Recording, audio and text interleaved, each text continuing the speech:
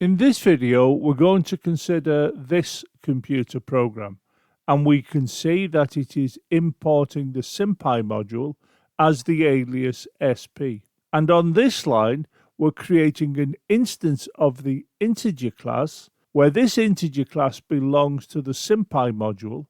It's not the integer of the Python programming language. And the instance created here is assigned to x, where x becomes the object reference that effectively points to where the object is in the computer's memory. So we will need to consider the class. And like all classes, we have data attributes, properties, and methods. And if you look to here, you can see we're dealing with the name of the class being integer. And I must stress that this class belongs to this module. It's not part of the Python programming language. Python has its own integer class. Now, when this line executes, what's going to happen? We're going to get an instance of this class, in other words, an object. And I can illustrate this with a diagram. And what you can see here is the production of an object. And this object is going to take up the value of 4. And this 4 was taken from here in the computer program. Now, because the object has been created by this piece of code, you can see we're assigning it to x. So we can represent that in the diagram as shown here. We have x, and this effectively points to the object, so we know where the object is in the memory.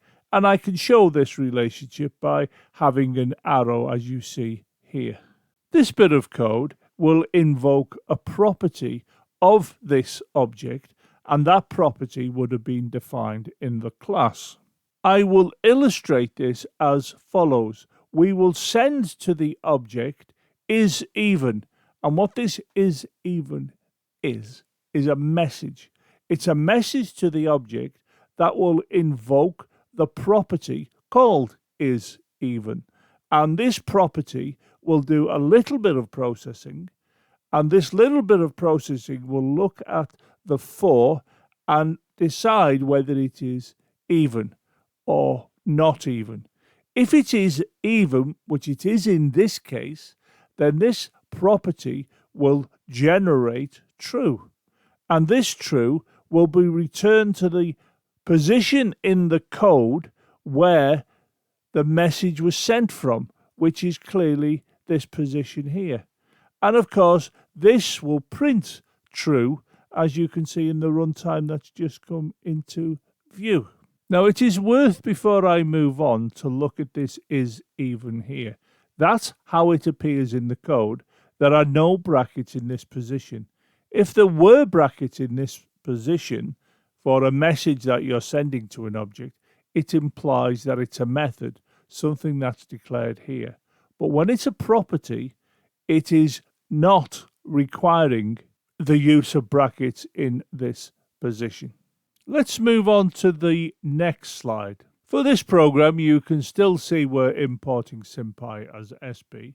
This bit of the code will create an instance of the integer class, and this instance will have the value of 5, not 4 as it did in the previous program. And we'll be assigning the object that's created to x. So x will become the object reference to where the instance of the class, in other words, the object, is in the computer program, or if you prefer, in the computer's memory. So we know we're going to have this class which belongs to SymPy, and we'll have the creation of the object, and this object will take up the value 5, and x is going to be the object reference that points to where the object is in the computer's memory, or if you prefer, in the program. Remember, this is just a diagram, an illustration of what's going on under the bonnet of Python when we use SymPy in this case. So this line here has effectively set up this. Now, this is a message that is sent to the object, and I can illustrate that as shown in the diagram.